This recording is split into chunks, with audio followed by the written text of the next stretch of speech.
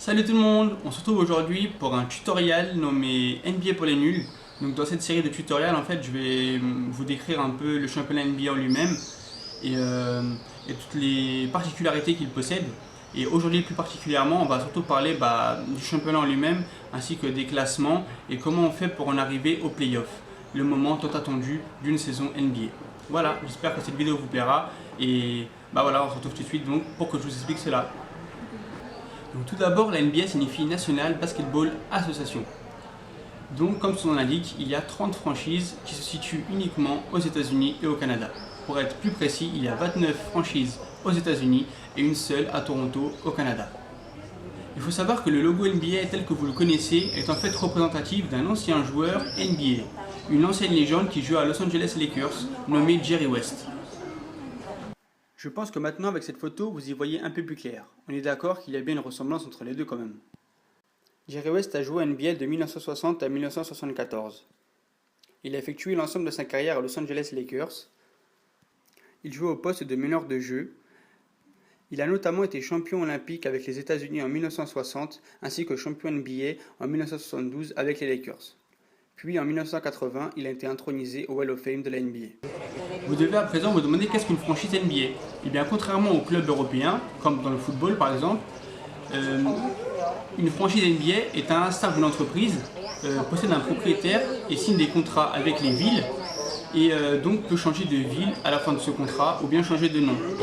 Pour vous donner des exemples récents, les Charlotte Bobcats sont passés cette année, donc 2014-2015, à devenir les Charlotte Hornets. Et autre changement, les New Jersey Nets ont changé de ville pour aller s'installer à Brooklyn et devenir donc les Brooklyn Nets depuis simplement 2 ans. À présent, revenons donc un peu plus sur le championnat en lui-même. Il faut savoir que le championnat NBA est un championnat fermé. Ainsi donc, les 30 franchises qui y participent ne pourront ni descendre ni monter et feront donc partie la saison d'après du même championnat. Il existe cependant la D-League, appelée aussi Development League, qui est une ligue mineure en fait de basket, donc dirigée par la NBA. En fait, ça permet donc aux joueurs, arbitres, entraîneurs, tout ce qui fait partie du roster, du staff de la franchise NBA, de pouvoir se développer dans une ligue mineure avec un environnement similaire à la NBA. Donc ça peut permettre à un jeune joueur par exemple qui ne jouerait pas un temps de jeu considérable avec sa franchise NBA, de pouvoir se développer et apprendre à avoir de l'expérience, etc. en D-League. Mais en aucun cas, une franchise de D-League pourra aller au NBA et une franchise NBA pourra aller en D-League. C'est vraiment deux championnats différents. Par contre, chaque franchise NBA possède une affiliation ou bien une franchise qui lui appartient en D-League. Il faut savoir que le championnat NBA est séparé de façon géographique. Donc d'un côté la conférence Est et de l'autre la conférence Ouest. À l'intérieur de ces conférences, il y a 3 divisions chacune.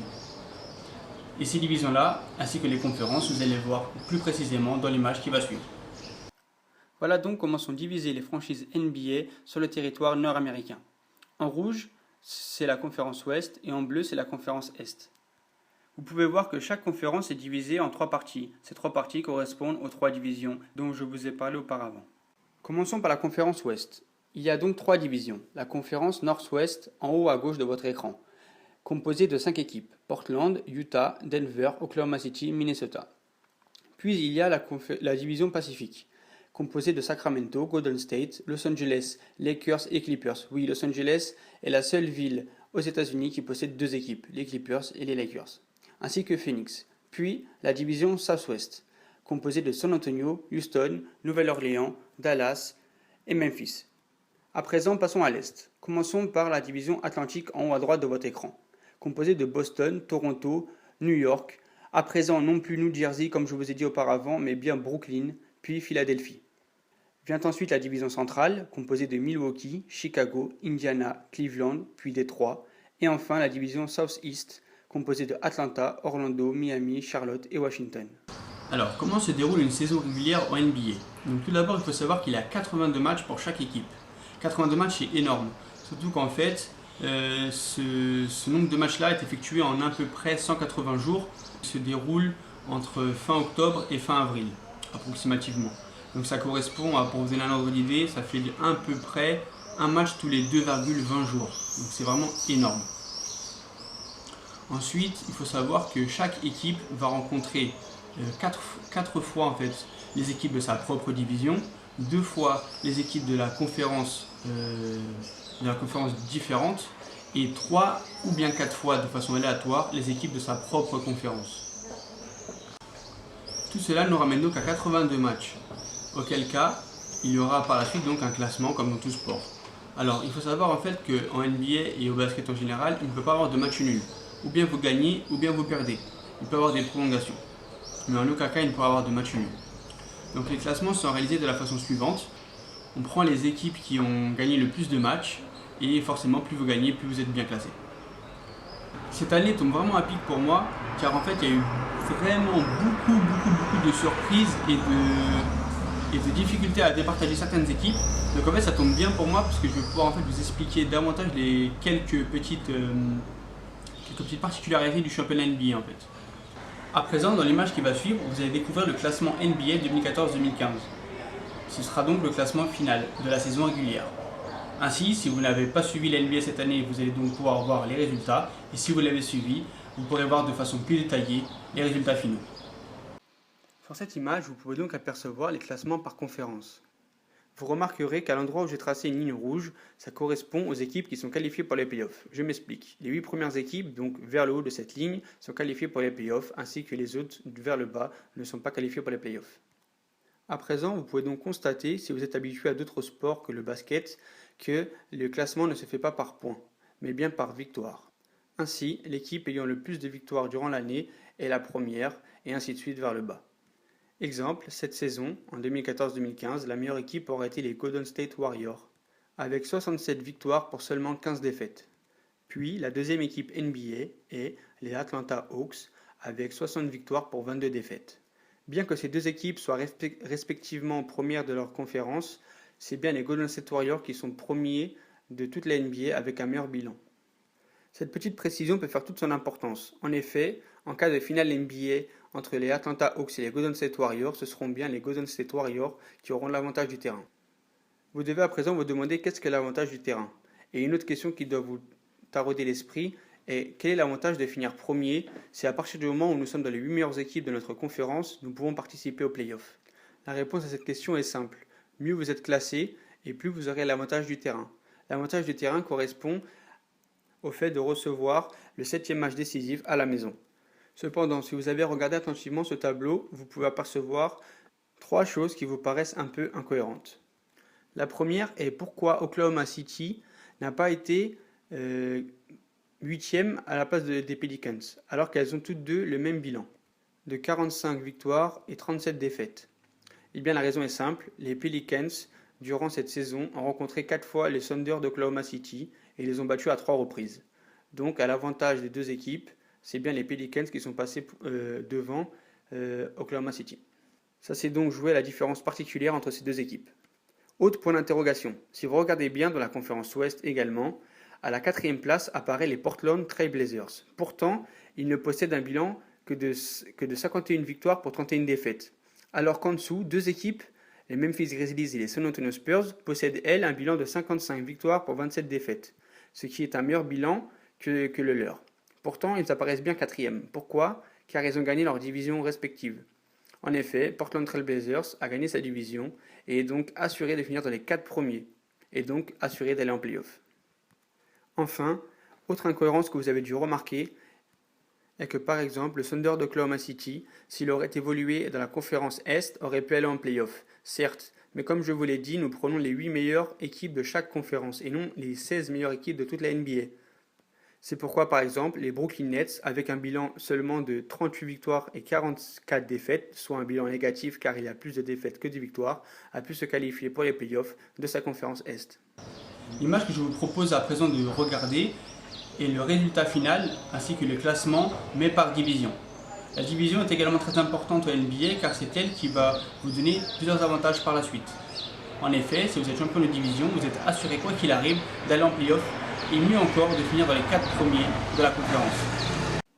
À présent, avec cette image, vous pouvez apercevoir les classements par division. Les divisions sont relativement importantes en NBA car elles permettent d'obtenir une bannière à accrocher à votre salle. C'est comme une récompense ou un trophée si vous voulez. Mais en plus de cela, le vainqueur de division remporte un autre avantage. Il est assuré d'aller en playoff. Mieux encore, il est assuré de finir dans les 4 premiers, et ce, peu importe son bilan. Comme je vous ai dit auparavant, avec l'exemple de Portland, qui a un bilan inférieur à celui des San Antonio Spurs et des Memphis Grizzlies, mais qui pourtant est bien quatrième pour les playoffs. Vous devez vous demander à quoi d'autre servent les divisions et pourquoi elles ont été créées alors. Eh bien c'est tout simple, vous vous doutez bien qu'aux États-Unis, un simple voyage d'État à État est extrêmement long et ne peut s'effectuer en bus. C'est pourquoi les divisions ont été créées. Car comme je vous l'ai dit, nous participons à 4 matchs face aux équipes de notre propre division. Et donc les trajets sont plus courts, ce qui permet de raccourcir les trajets et donc d'obtenir une meilleure organisation en termes de logistique et de transport. En conclusion, cette saison 2014-2015 a été conclue par Portland qui a gagné sa division Nord-Ouest, les Golden State Warriors qui ont gagné leur division Pacifique et les Houston Rockets qui ont gagné leur division Southwest, ainsi que les Toronto Raptors ont gagné leur division Atlantique, les Cleveland Cavaliers ont gagné leur division centrale et les Atlanta Hawks ont gagné leur division Southeast. À présent, passons au tableau des playoffs. Comme je vous l'ai dit, les playoffs est en fait un tournoi éliminatoire, regroupant 16 équipes, les 8 meilleures de chaque conférence. Pour déterminer les matchs, il n'y a pas de tirage au sort. On prend tout simplement le premier contre le huitième, le deuxième contre le septième, etc.